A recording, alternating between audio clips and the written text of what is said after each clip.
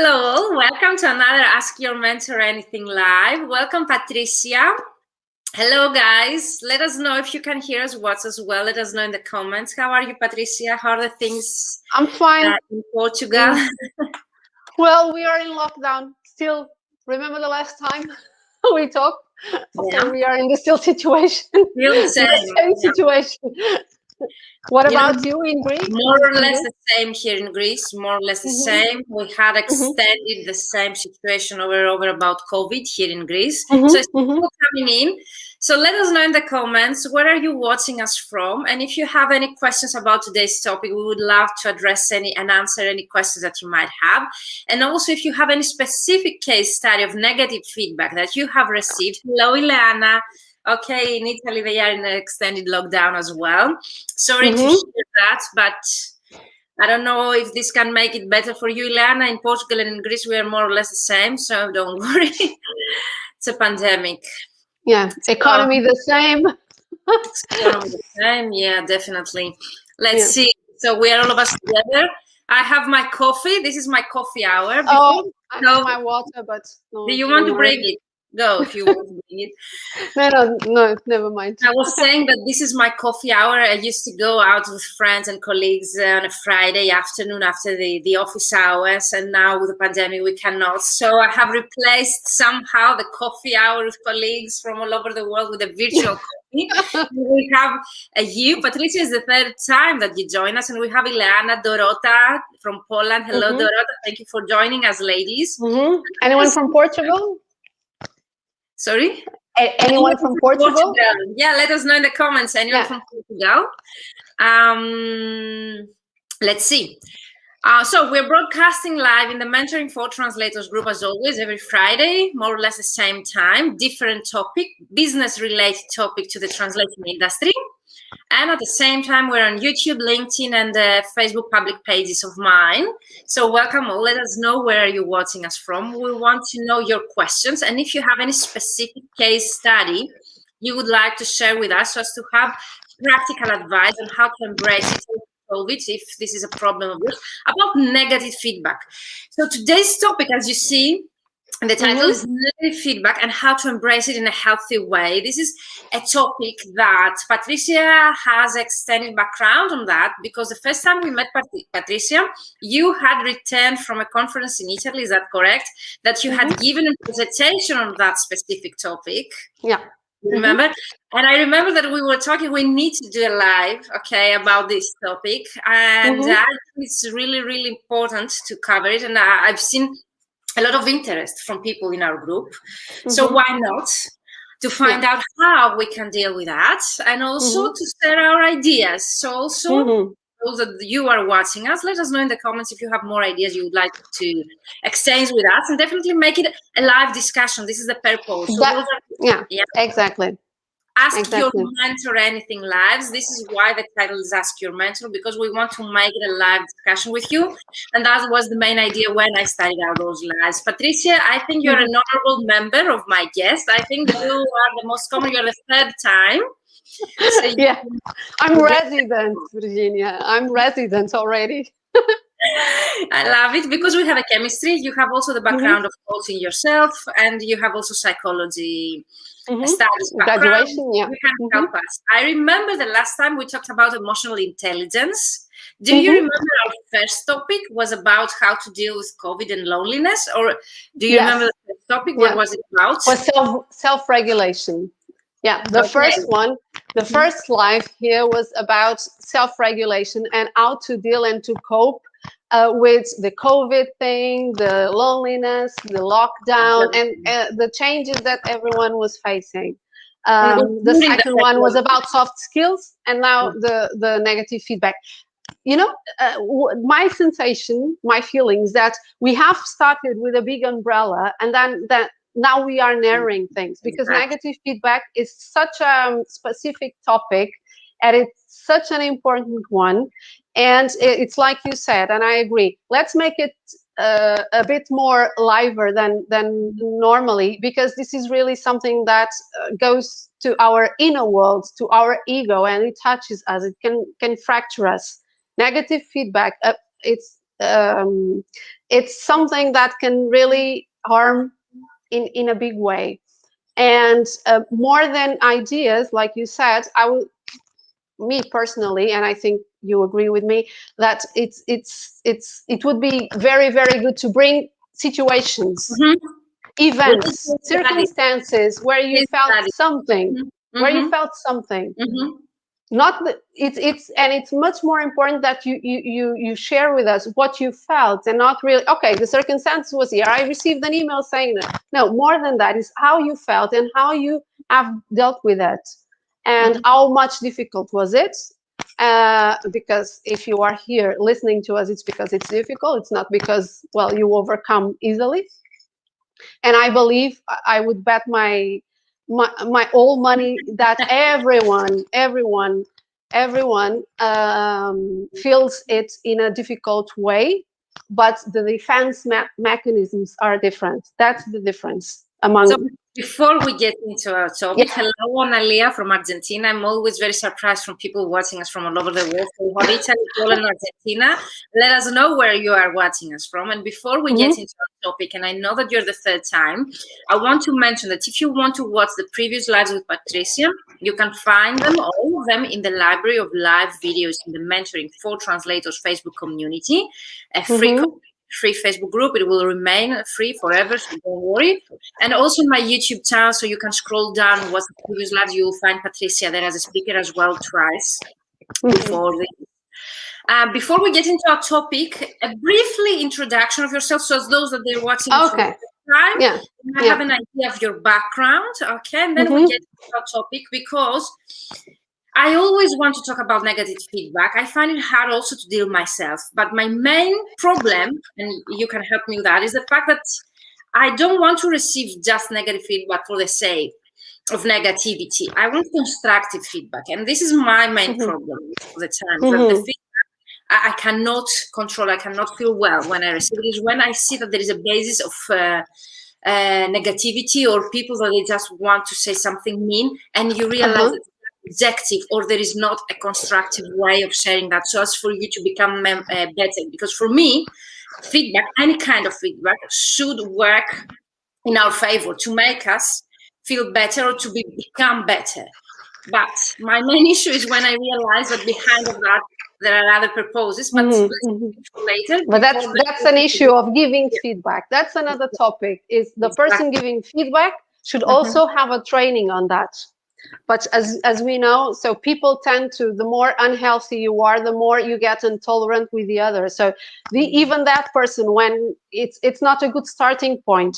Yeah. So the person itself giving the feedback is not in the most healthy way. So when he or she gives feedback, so it's just probably putting the responsibility out of that person, and being unfair, being rude, being probably amplifying the situation, or before asking, especially in our area, before asking is already criticizing, is already being intolerant, as I said. So let's introduce yourself before we get into that. Okay. So, so many things to say, but I will try to be short. I'll be brief. The most important, yeah. I define myself as a linguist, much more than a translator, because I've done already a lot of things. I have a graduation in linguistics, directed to translation, German and English, Portuguese. I have a company, Hermesel, which is a translation and interpreting company directed to health sciences. And after that, that's academic path, like master's degree and PhD and so on in this area. I started studying when I was approaching my 40s. I started studying psychology and psychotherapy, namely psychosomatics. That's the specialization, and stress disorders. Nice. And before, so I had relative interest in this stuff, but after that, lots of things pop up. So topics like this ones related to mindset and changing the way we think, because I had panic attacks and anxiety, a lot of anxiety, and I had to do something for myself. And that's it. Can I ask a favor? When you move your hands, there is a sound. So from your microphone. So if you don't move your hands to the microphone because there is a sound, then the recording we will have. I'm Latin. Me too. So don't worry. Okay, so let's get into the topic. Okay, let's do it. So you would like first to talk when it makes us, the negative feedback, mentally and physically sick. Okay, and how we recognize that at first point, and to connect with what I started telling you is actually when you realize that the fact that you cannot tolerate with the negative feedback is the truth that actually there is another purpose behind of that feedback, or is actually us that we cannot tolerate if it is connected to what I just mentioned before, because it's my perception that I see different purposes behind of this message and I cannot tolerate with that, or is a negative and not a constructive feedback, and how we can distinguish a constructive feedback that makes us better when with comparison to negative feedback. Okay, I know what you mean. Of course, that there are people and people. There are different people giving us feedback. Some are rude, some are nice, some are soft, some are hard. Okay, but the most basic psychology theory is that everything that we receive, it's us constructing. So if it's difficult for me receiving negative feedback, it's up to me deconstructing that stuff, that feedback and that reception, and do something with it. That's why we say, okay, that happened to me too. Sometimes we're talking to friends and saying that this happened. Me too. And I said nothing, so it doesn't bother me. Yeah, because we receive the same thing, but your hands. Please don't move your hands. Don't move your. When you move, there is a sound from your microphone, and we lose your sound. Okay. So it's up to us to receive things differently, because you and I, so we can receive the same thing, the same email, but you project some things and I project other things. So you receive it in a different way than me. It has to do with our history. It has to do with our fractures, our traits, our character, our profile. Yeah. We woke up that day, maybe our mood. Yeah, our mood. Yes, our mood. We are more open, more contracted that day. Yeah. The thing is, or the key is, feedback is feedback. It's always something that you receive. So is always something that someone is giving to you. Yeah, it comes from the electronics. It's always like it's a sound, and it may be hard, loud, or maybe low. But it's like I said, it's up to you to see it as an opinion, so positive opinion, report, observation, or view, or it's up to you. I mean, it's not that automatically, of course, to see it as a reaction, a judgment, a rating, criticism. Yeah. It depends. It's depending on you always. Is there an objective way to distinguish? Is there a way that you can know beforehand? Yes. Yeah. For example, imagine a situation you receive the negative feedback. The first thing is always recognizing this, and not just saying, okay, the other person can be a jerk. I know. But even that way, that person being a jerk or not, you might be indifferent to it and probably skip it. But there are people who, for example, who keep ruminating on that, or see it in a just like a drama. Yeah, see it as a drama, being a drama. I'm being fired. I'm going to lose the client, and so on and so on. Okay, the first thing is recognizing, okay, this hurts me, or this is being hard, this is being difficult. Yeah. And then I wrote here when I was preparing our talk. Yeah. I wrote here. But first I would like people to say something that or maybe you. Why do you think it is so difficult to receive negative feedback?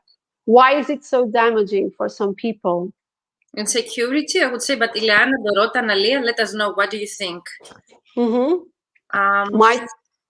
It might be insecurity, might be the fact that we cannot tolerate with judgment. The reason I told you, I believe sometimes there are other issues behind of that are not. Yeah, better. of course. Yeah.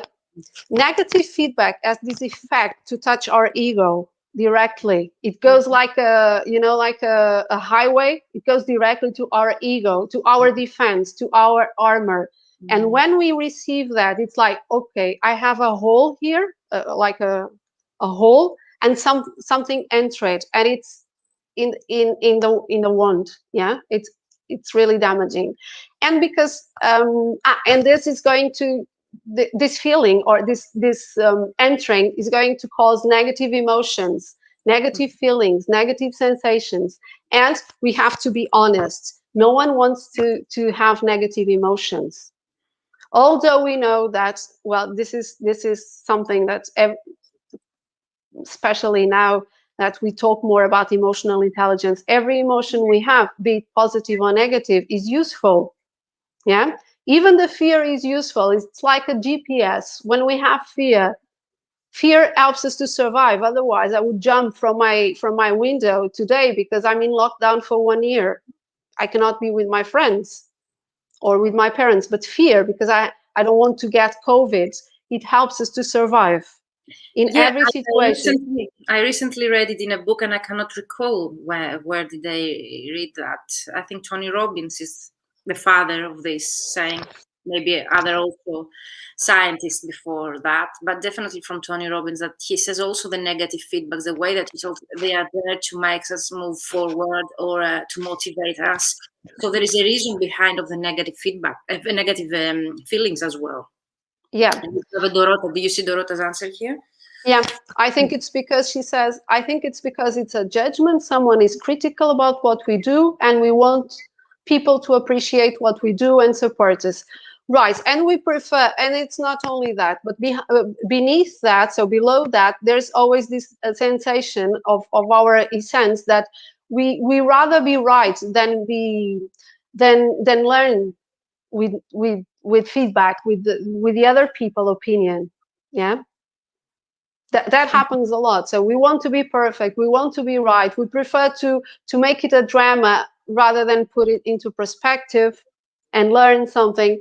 We prefer to always, most of the people, or exception for those people who do a lot of personal development, we prefer to put the responsibility out of us. So this happened because well, the other person doesn't know anything about this. Yeah. Someone else's fault, or we never take the responsibility. And we prefer, and also we prefer to shut down rather than listen. Yeah. You know what I really would like to focus on is the way that you do it when you give feedback, because you mentioned it before again a bit. I really appreciate when people are respectful. So you realize that there is some respect behind of a negative feedback. It's also the way that they say something. It's not the words. Yeah, the wording, or if they do it publicly or in private, because I have had a similar situation recently about a negative feedback, which is okay. The way that feedback given to me in one post of mine, and that the content of it was truth, but the way for me was respectful to my online presence, to my account, to my followers. And sometimes also this is a reason why we cannot tolerate with such things. It's not the content itself, which might help us become better and improve our skills. Sometimes the way that we receive it, that we see it as a disrespectful way, and sometimes objective way to see it. It's not only my perception, if we can say, but we have also the answer. And always think, well, there's a saying, I think it's Buddha says this, that what I say about you, tells more about me than about you, even if I'm criticizing. Even that feedback, if it's rude, well, it's because you don't have you have no compassion. You don't know how to work, how to talk, how to communicate things. Yeah. Okay, failure, Ileana? Failure or negative part of success. If you don't make mistakes, you never learn. That's right. Feedback should always be seen as constructive. The thing is, depending on our fractures, just like I said, our character or profile, depending on that, we don't see it. Most of the people don't see it as constructive or a learning thing. See it as a judgment, as Dorothy? Yeah, she wrote that. Yeah, it's the thing of being a judgment. Yeah, because yeah, Dorota was. Yeah, and as I was telling you that when I was preparing our talk, I wrote the 13 Ds. So how people can cope, not cope facing with, it's our response, the possible responses we may have when we face this negative feedback. And probably you will resonate in this. I call it the 13 Ds because they all start with a D and they all are destroyers. They are all destroyers. They're not constructive. So the first one is dread. And we can share them later. So take a pen and paper, write them down. But if you lose the information, you can watch the recording, or we will share them in the comments later in the Mentoring for Translators group. So let's start. Okay. The first, dread. Hearts are the art, fear, terror, or dread. Is when I make up the worst possible movie or story about the feedback I receive, like, oh my God, I'm going to be, my company is going down, I'm going to lose all the clients because I probably lose this one, and this is my main client, I'm gonna be fired. And probably most of the times, nothing happens.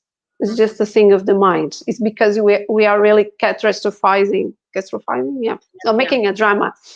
Second, so first dread. Second, discount. You minimize the importance of the feedback.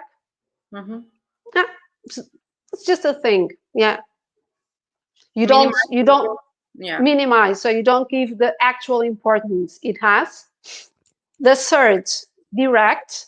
When you direct the topic through emails or through conversation to something else and make the feedback go to someone else. Okay, this was not my fault. It was probably your secretary's fault. Yeah.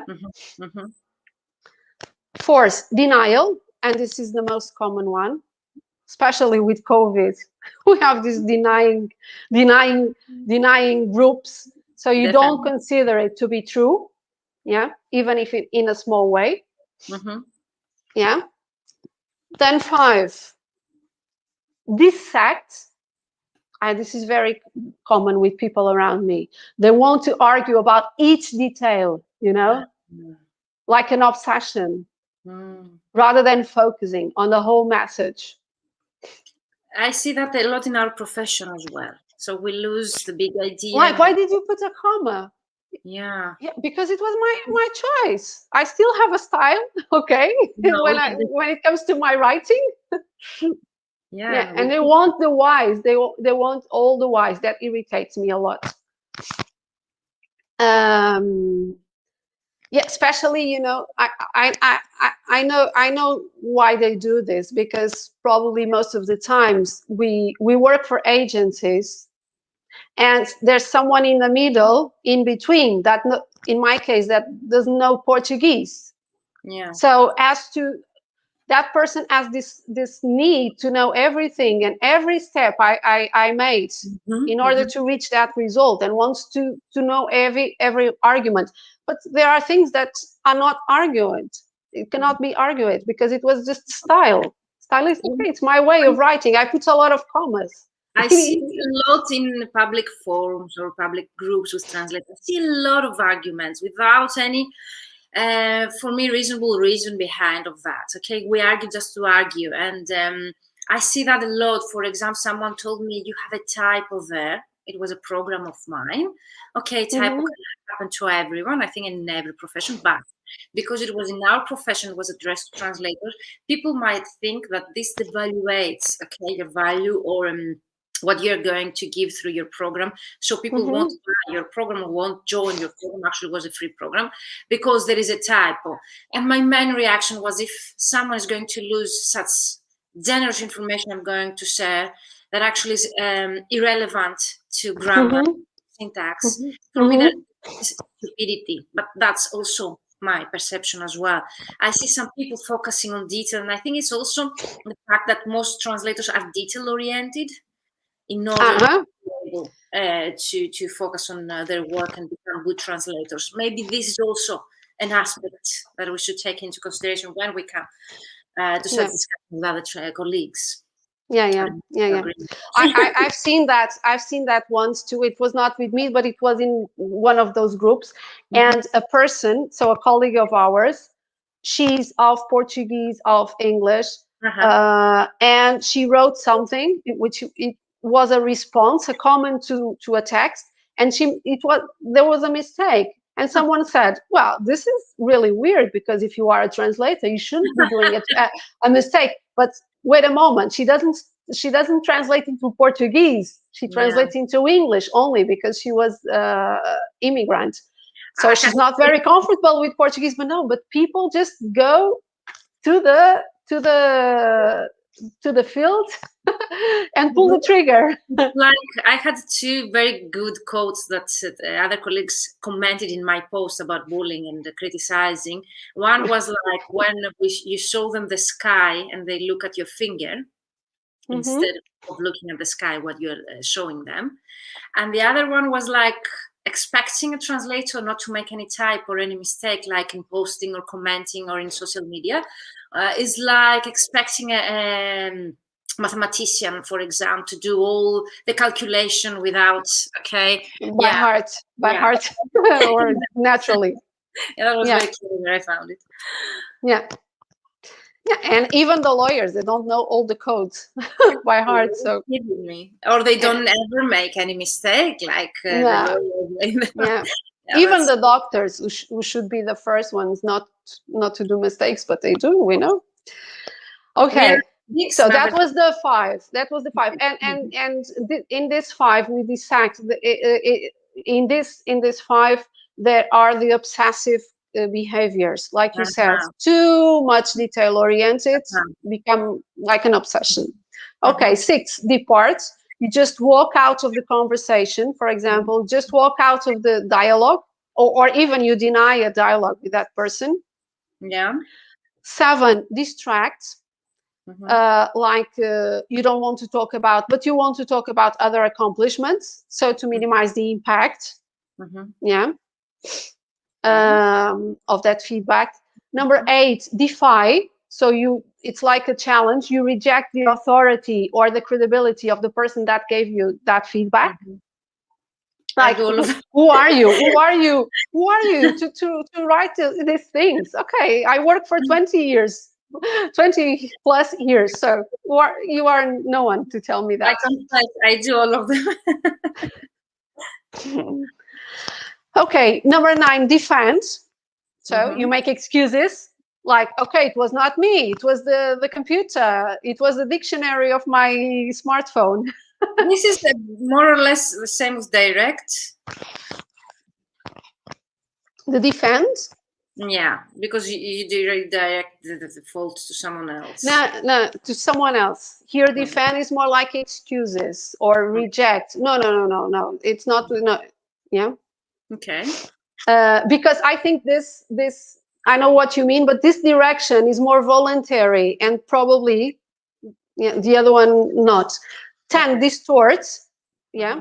When I turn small pieces of feedback into big deals and experience them as an offense to my character. So it's just a small feedback, but no, I make it a drama and distort things. Yeah. But it starts with small pieces. It was just a part of the text of the email that was just a little opinion. Then 11, dramatize. So I get really emotionally affected. Yeah. I don't want to. Probably I have thoughts of changing profession, changing job, and so on. 12, disengage. I shut down and stop listening.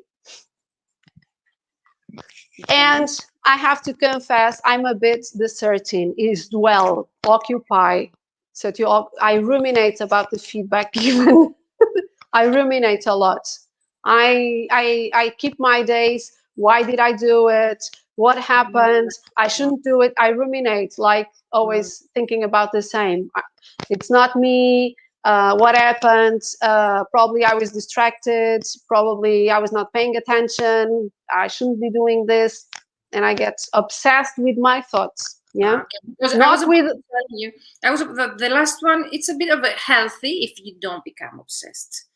Like it's not very unhealthy if you can actually find out why someone sent that to you, what might be your fault, but if you don't become obsessed. Okay.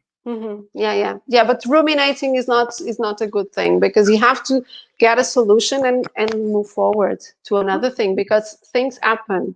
Yeah. So we have the 13 Ds. Is that correct? The 13 Ds. Yeah, the 13 destroyers.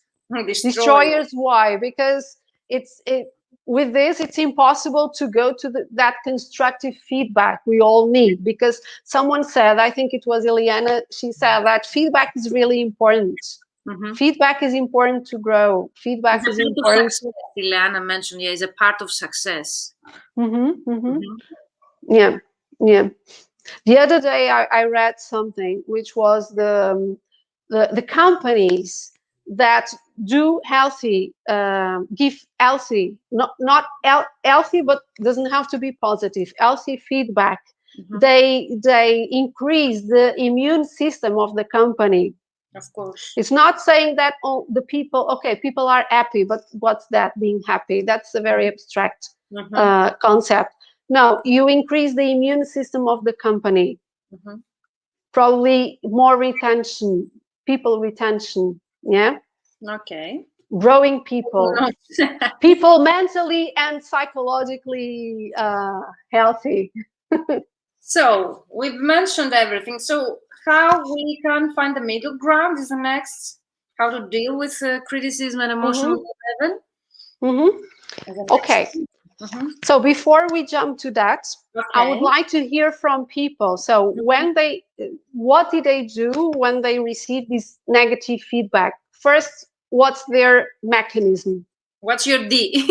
What's your D? Exactly. What's your D? So Ileana, Dorota, Alicia, let us know. Analia, what is your D, or how do you deal with negative feedback? Yeah. So I mentioned mine. I think I was very honest.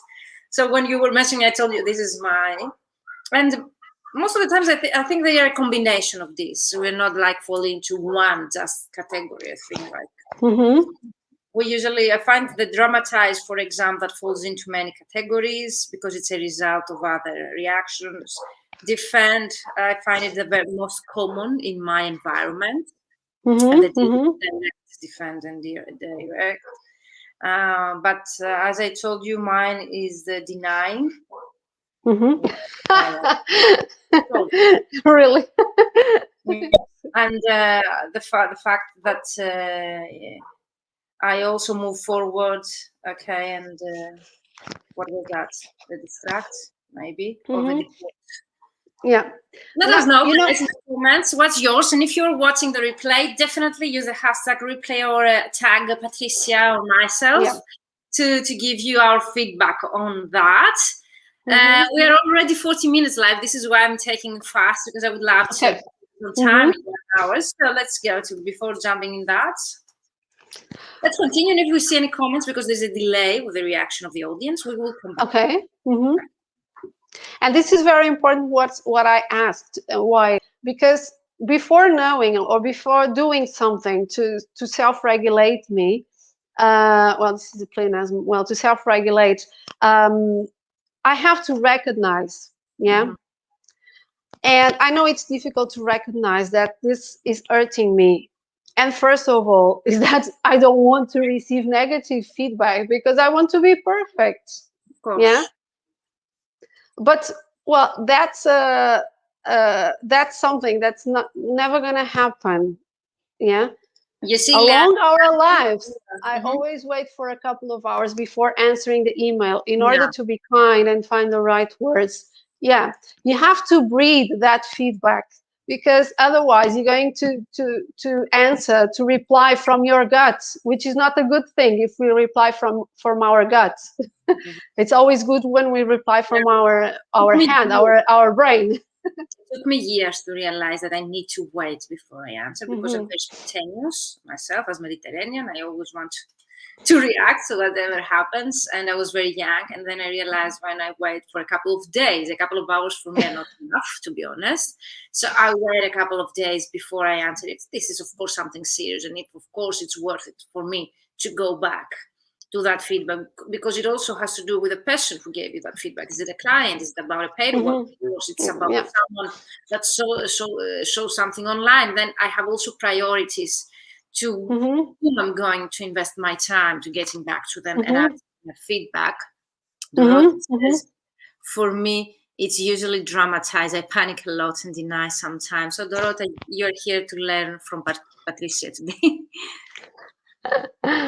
Ileana says that's exactly what I meant in Latin as well. So Ileana, you have in common all of us. We have many things.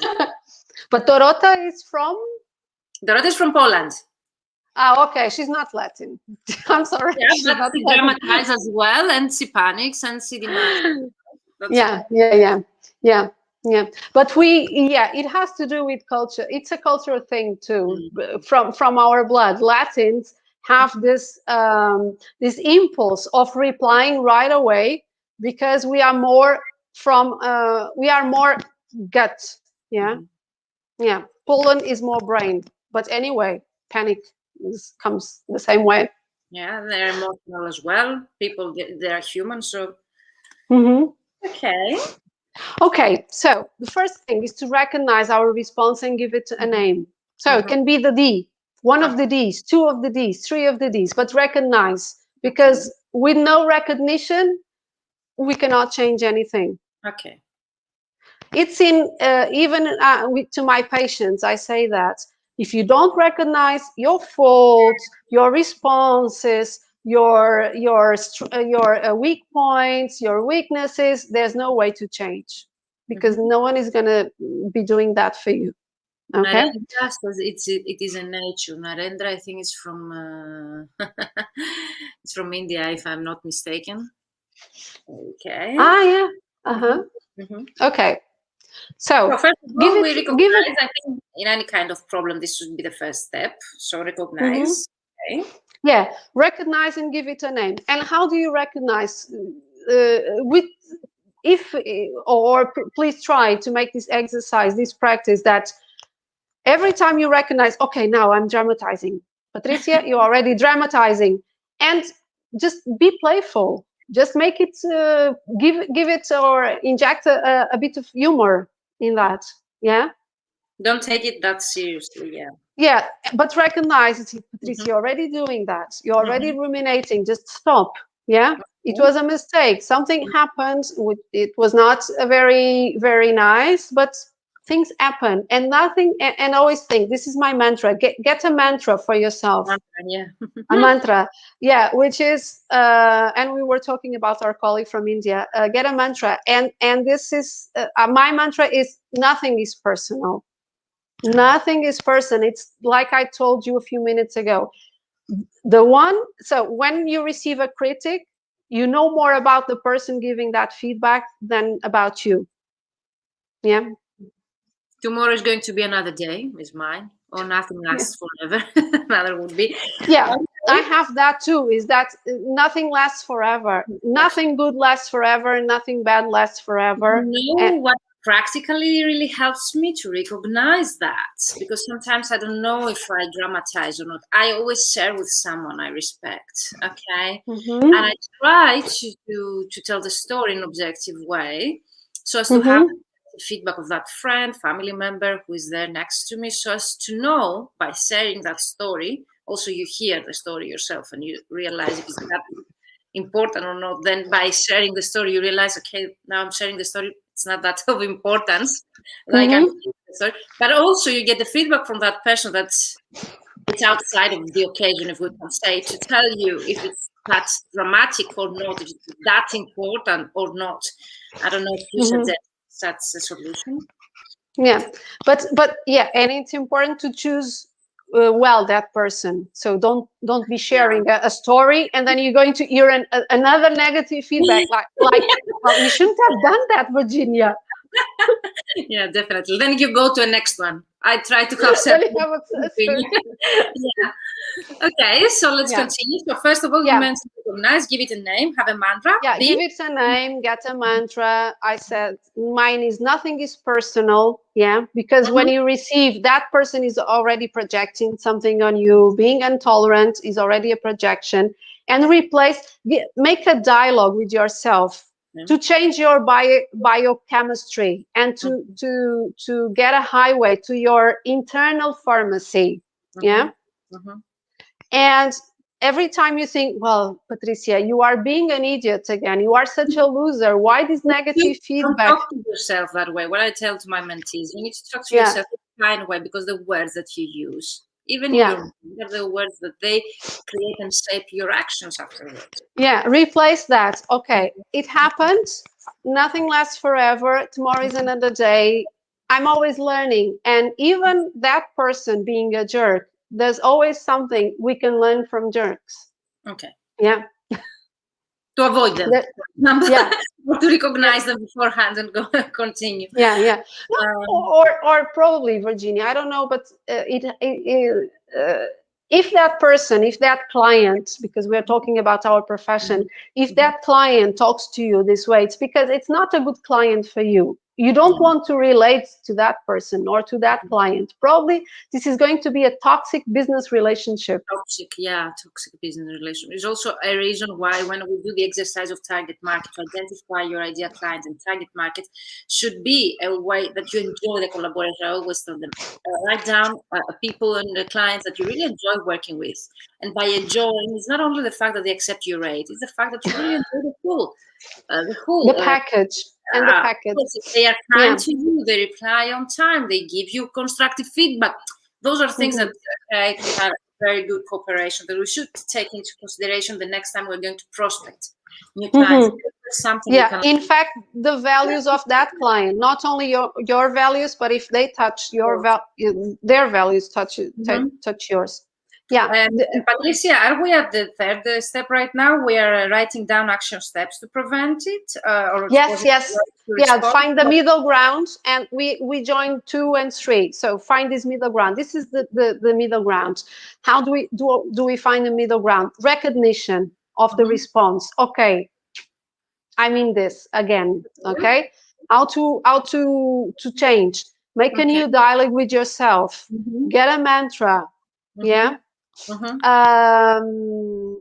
Always think, okay, this is, if you think, this is the end of my company, this is the end of me, this is the end of my translation projects. Well, maybe it's a fresh start. Maybe this client is not for you. Think, okay, maybe this is something. Well, I don't like to use the word universe. Normally I say the world, but probably this is a GPS for our database of clients. This client is to take out, to remove. This is the end of story, and probably if I take this one, I get more time to another one. Yeah. And always think that things happen, and when we remove, it's like we have a glass full of water. If we have our glass full of water, which is really, really full, there's no time to fill with more clients and better ones. If we insist in this, and maybe this is just a signal, okay, this guy or this PM or whatever, don't take too serious when I say PM, but this is not for me. I don't want to relate with this kind of people. Okay, and build like a sandwich feedback of feedback. Sorry. How? For every negative feedback, think about 5 positive feedbacks you have already received. I do but I was like at this last stage to mention that, because we mentioned actionable steps to take and positive ways to deal with negative feedback. My way of doing that is I have a file on my email as an archive where I keep all of the good feedback, the positive feedback I've got from my client. That should be something not that formal, like you rock. Translation was perfect. Thank you, you're incredible. Something, okay, that makes your day. And it's a real one. You keep that in a file. You can copy paste them and have them in a doc file or on Google Doc, or at least a file with those emails in your email provider, whatever you use, and then you revisit them the day that you don't feel that optimistic, or you have received maybe a negative feedback, or you as a negative feedback, and then you go and visit them. And if you have 5 for each one, that's also perfect, as you mentioned. And always think one thing. In Portugal, we have a saying. I don't know. Probably you don't have, but it's curious. We have a saying that says, "We cannot please Greeks and Trojans at the same time." We don't have it, but we have similars. Yeah. yeah. It's not. You're never gonna do it. Yeah. Like it. But it's curious because of the Greeks. We cannot please Greeks and Trojans at the same time. We say that. That's very interesting. I don't know. Yeah, we have a saying like, you cannot please everyone. You cannot have, for example, the dog fed and the pie all for you, or something like that. Yeah. Okay, thank you. Is there anything else you would like to share, or we have said all the action steps? Okay, and then to self-regulate. Yeah. Then okay, you are in that shit ground. It's not the middle ground. You are enjoying your unhappiness, the criticism you have received. You are really low, and you need to self-regulate. You need to go up. Okay, think about 3 systems to recognize this also. Am I in the system of threat? Do I see this as a threat, what I received? Do I see this as a fight? Do I want to fly away? Do I want to get away? Which is my pattern? Or do I have a pattern of success? So am I solution oriented? Do something to make up the client, or am I in the pulling the trigger thing, that I want to kill the client and get one and go into one of those certain B's we have talked about. But the best one, it's not to be in the strat thing. It's not to be always in the success, but because the success system might sound a good thing, and it is, but in a certain doses. Because if you are always in the success thing, it's like an addiction. It's not a real life good thing. It's an illusion. It's an illusion. It's an illusion. It's an illusion. It's and like perfectionism is 100% perfectionism, and not always. So it's an illusion. Yeah. When you are always success oriented, it's really an illusion, and you are always living in the adrenaline thing, dopamine. Yeah. So it's not a healthy system. So the best thing is the system of calm, and the system of calm is a negotiation of threats and success. Because, as I told you, fear is good because it's like a GPS to our life, to our company, to our business. Yeah. Okay. This client is not for me. This company is not for me. I don't want to work with people like this. Like I said, this is not my ideal client. I don't want to have. This is healthy? Like, I get so many mentees of mine, they tell me, I'm scared to do that. I'm scared to do that. Those usually to do that are actions that they take us out of our comfort zone. And I've never been there, to be honest. I'm not the person who says I'm scared. So for me, it's very difficult to relate to those people, even though I deal with my mentees and my clients every day. But what are they scared for? For example, one example would be to prospect clients the way that I'm telling them, or an exercise in marketing, or to go out and make themselves visible. Those things might be very different, okay? Because they are introverted, or because they don't know how to do it. I think probably it's not everyone knows how to do it. Yeah, I think it's a fact. For me, it's difficult. I have to be honest. I'm not that extrovert.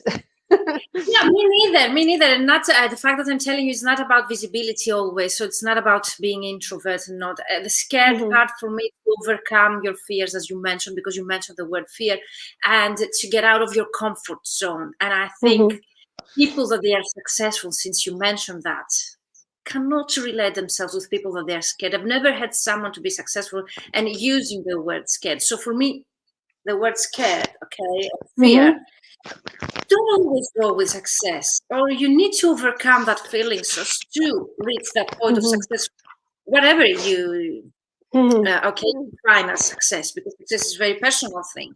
But definitely, for me, people that they feel scared is the fact that it's a state that they need to overcome. Okay, like I don't know if you've read the book. I know what you mean. Get the Leap. I know what you mean. So you have to know yourself very well, Virginia. Well, while you are looking for, you have to know yourself very well. What do I mean?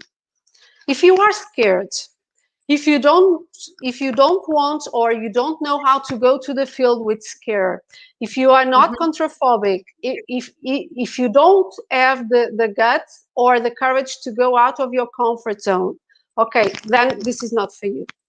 You have to be honest with yourself. Probably look for another job.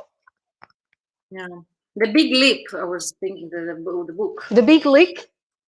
Leap. Take the leap. Make the leap. Yeah. For those who want to get out of their comfort zone and make the leap, we can say it's a big leap. The book. Because we can never. Well, being a business person like us, this is a risk. Yeah, this is a risk. It has advantages and disadvantages. It's like working in a corporate context. Advantages because you are secure. You have more safety than us, because we always have to reinvent ourselves, analyze the market, innovate ourselves, the company and us. Go out of our comfort zone. Okay, I'm not so extrovert, but I have to sound extrovert. I have to go to the field. I have to go to networking. I don't want to talk to anybody today, but I have a meeting. I have talks. I have this. I have that. Well, if you are not able to go out of your comfort zone, then don't do it. Don't take your time to do it. Just what came up with the idea of the upcoming live of ours in several months. If you are willing, that would be a whole life: how to overcome your fear or not to feel scared, or what to do if you feel scared, want to grow your business. Because people that they work in my program, join my program, are those that they want to scale their business. They want to go after better paying clients. They want to double their rates. And if you the whole time feel scared to take any step that teach them, for me, it's a reason to keep them back, and they cannot see growth or progress in their career. You know, I'm going to tell you a short story that the first time I spoke to an audience, because I started giving classes at university. I was very young. I was 24. Wow. And one of the requirements, as you know, in the academic path, you have to go to conferences, deliver. Now it's very normal, but it was like 27 years ago. 27. Well, yeah. Well, and the first time I had all my colleagues and from other areas at the university looking at me, and it was like I was so nervous, like I cannot do it. I could not do it. And my thought was, and it's always like this, even today I get nervous. I don't know why I get nervous. It's not like big nervous, but it's a small nervous. But 27 years ago, I was really, really shaking. Like I cannot talk. I was drying. My throat was drying.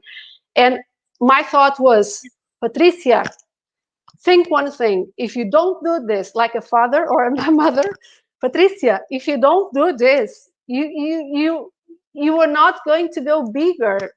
It's always to be the same thing, and you don't want this for you. You want to grow. There's a difference, though, between being nervous and being scared, being anxious and being scared. Because I've been anxious myself.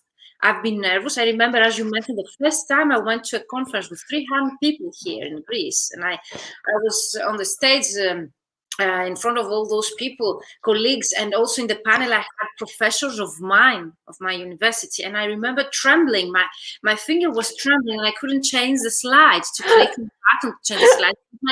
And I was so relaxed. I was so calm. My speech was voted the best presentation. I know, I remember that. Yeah. And when I was telling people I was trembling, they didn't believe me, but never got scared. This is a different thing. Maybe we should discuss it in another live. Yeah. I don't want to take the time of this topic, but there's a difference between being anxious, nervous because you want to deliver something of high quality, which is also social responsibility, okay, and a kind of character of yours. And there's a difference between this part of being nervous but doing it, and the fact that you are scared and you do not take action. For myself, scared is as a more contracted energy, I would say. Scared. And anxious, okay, it's not the pathological anxiety. It's healthy anxiety. It's normal to be a bit stressed. It's normal, have a bit of anxiety, but it's not that pathological. Scared is really something that contracts me. That's exactly doesn't help me to grow. I know I have that. It's a part of me to be more controphobic. I don't know if it's clear. No, it's like controphobic. It's okay. I'm scared, but I go anyway. Okay. I go to the field. Okay, I can die, but at least I tried. But probably it's me. Okay. It's probably me, my character, my profile. Did you mention all the things you would like to mention, or have I interrupted you? Did you mention all the action steps? And I mentioned all the actions, and one of the things that it really helps me when I'm in this, I would say, pardon, this shit ground, not the middle ground, when I'm feeling nervous and anxious about a negative feedback, conscious breathing, conscious breathing, because breathing. When you breathe through, so you breathe in through the nose and breathe out through your mouth. You are just breathing the negative feedback and transforming it, with oxygen. Conscious breathing works a lot with me, and getting some grounding. What do I mean with grounding? For example, dancing with no shoes at home is really, it gives you a lot of grounding. Singing for me. I prefer singing. Yeah, because singing is verbalizing. It's communicating. Yeah. Some people shout and scream. Sing. It shouldn't be. Sing is good. Yeah. It needs my energy and how I feel. So we have Ileana, she says you shouldn't be stuck by anxiety, but you should react and transform it into something positive. That's the ideal situation. And let's close the live, if you're okay with me. Patricia, we have a case. Of course. This is Narendra case study. Have you read it? Human nature has more expectation. Clients are always want more than the work, but I felt that sometimes this is a strategy to feel simple. I already experienced that. I have a friend who's always worried about his job. What do you say in this regards? So, Nadria, your message is cut because it's very long to share. If you would like to write something shorter with your question, that would be really helpful. I really didn't understand what was the question. Yeah, because it's not the text, it's on LinkedIn. So, Nadria, if you would like to write just your question in another post so as for us to be able to see your comment. And we have Analia from Argentina. Yes, it says yoga and breathing works for me too. Yoga meditation, says Ileana, helps you too. And Patricia is not a yoga instructor. She has a psychology background studies. So, but I do yoga. I practice yoga too. That's a combination of your both. Because yoga helps us a lot to go to the body and not being stuck in our mind. It helps me a lot because I ruminate about things. So. Okay, so the question from Nadria is like, what do you say in this regard about that colleague? who always worry about his job. So for someone in general who would worry the whole time. Well, probably worries a lot because he's in the fear energy. About your performance as a translator, about the fact that the rates are going lower and lower, the mark negative strategy of the HR, because HR and the PMs, they always negotiate a lot with your work, and the rates are very low, and how we should deal with that, if I understand it. Yeah. What I feel when as I told you, I didn't quite understand his question, but what I felt right away was that he or his friend or his colleague, probably they're not surrounded by positive stories, only negative stories, because in the world there's a variety of stories, positive cases and negative cases, success, unsuccess. And I think people tend to stick to negative stories, like you cannot leave from translation, you cannot be successful in translation, you have to get a plan B. Probably people, it's what I felt right away, probably people are stuck to beliefs, their beliefs, or their wives, their spouses, their families believes that you must get a safe place, safe work. It's what I felt right away. And what I would say, I didn't understand very well the question, Virginia.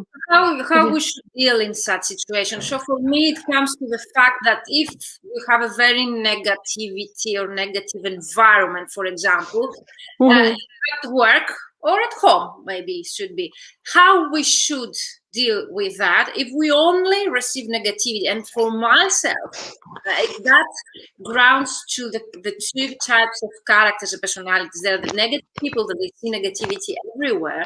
Okay, there are the positive people that they try to turn negative events that they happen in their everyday life into a positive one, or try to turn them into a constructive feedback, for example, for them to become member. I think it's also a matter of mentality and how we deal, okay, with the reality rather than the actual reality. But in general, if that helps you to give an advice, and then we wrap up this live, because of pandemic, we have the pandemic, we have the financial crisis, for example, here in Greece, I don't know, over the in Portugal a lot. Everything there is the uncertainty in our profession. There is a lot of more competition. The rates are going lower and lower. The project managers and the companies, they are insisting and put pressure on us, okay, either on deadlines or prices, rates, and so on. So how would anyone, okay, be able to deal with that? And if you have, anyways, for me, you have answered that already. So if you follow the action steps that we already described here, you can go back and the live, you can find the steps. And if you recognize what type of character you are and how you deal with your feelings and how you deal with such situation, then you have the first step and also the action steps to deal with that. But you would like to add something else? And also, says here Narendra, imagine you are employer always make to feel your employee that you are incapable of this job. For me, no one can make me feel incapable, Narendra. It's a matter of my personality. I'm not affected by other people's opinion. I know my worth. And I know I didn't start like that, but I had, if we can say, the strong character to work towards that, to reach that point that no one can really affect me. And I have my personality, my own opinion, my skills, capability, and my worth, okay, and my value. Patricia, what's your opinion on that? And we close. My opinion is that probably you're not surrounded by the best people. I mean, best in the sense of positivity. Maybe you're not listening to the right stories. Yeah. It doesn't have to be successful stories, but probably you're not surrounded by the best opinions. Yeah. Imagine you are an employer, always make to feel your employee that this is what we're discussing right now already. You're not surrounded by the best employer. And also, it's the fact how we deal with the reality, because sometimes the reality is the same. The way we react to the reality or the events that they happen in our everyday life, I think it's what makes the difference between successful people and unsuccessful people. The way you react and the way you perceive that reality. You see everything black and everything pessimistic, or you try at least to find an optimistic background in all of this situation and try to make it work in favor of yours and your personality in general. Yeah, and it's like being in a marriage where this marriage is toxic, this relationship is toxic. So what do I say? Well, you know what to say, you know what to do. I know it's difficult to go out, but probably just prepare your life to get a better one, to go out of this employer, to go out of this company. It doesn't have to be like instant, like in an instant, but maybe that's not the best employer. It's what we said. Maybe this is not the best client. You don't want to work with these people. It's a matter of resilience, self-development, how much and how long we've been working with ourselves to become stronger, to be able to deal with such situations, because bad people, negative people are always there. It's how to keep them away or to filter this negativity. How much does this? You know, the other day I have listened to a great sentence, and we can close with this sentence, that resilience and being a resilient is not how many times you fall, is the way you go up. Exactly. So it's this. Thank you so much, Patricia. That was really, I didn't realize the time, like how fast it passed. As always, thank you so much for sharing your knowledge. Thank you, Virginia. Experience with your clients here with us. You're always so generous with your knowledge. Thank you, Ileana, Narendra, Amalia, Dorota, all of you that you were live with us and you didn't want to show up in the comments, because I see the number of people watching us. And stay tuned for another live. You're welcome, Dorota. Narendra says right, so he agrees with us. Hope to see you around, Patricia, at the conference. Thank you, Virginia. Stay safe. Stay safe. Keep in touch. Let's keep in touch for another live. You're welcome, Analia. You're welcome, Dorota. You're welcome, Ileana. And let me know if you have a speaker that you would like me to have a guest anytime. You guys, or you, Patricia, or any other topic that you would like us to discuss in our weekly live session, Ask Your Mentor or anything. I would love to hear from you. Send me an email at info@vmentoring.com, or if we're connected on Instagram, Facebook, LinkedIn, you can send me a private message. I would really appreciate your feedback in our weekly lives. And if you have any topic you would like to discuss, or any speaker as a guest, I would love to take that into consideration. Thank you so much, Patricia. Thank you all. Let's keep in touch. Don't leave from here, okay? Thank you, guys. Have a great weekend and see you next week. Bye-bye.